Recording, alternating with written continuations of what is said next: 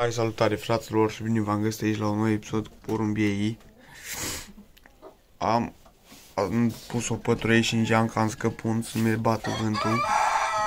Și am să văd razele soare. Și văd că porumbiei, opa, văd că avem o femeluță care stă jos.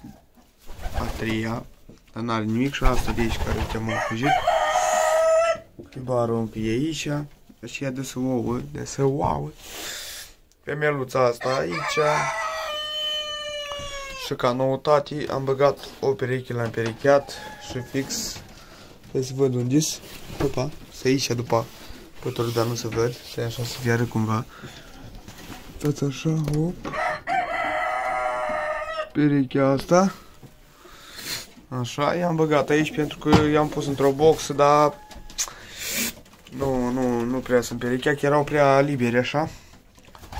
Și în rest, porumbeii vioi, ieri de ziua au fost dați drumul afară.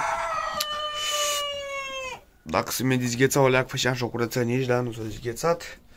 Femeluța s-a adoptat aici cu ouțălii. Gugi, apără unul. Cealaltă cu paie în gură, ca de obicei. Autohop, lansa rost de rușine. Asta dă să ouă. Și în rest, tăti buni și frumoasă. Trebuie să le pun la de apă cu înghețat. Le pun un pic de apă.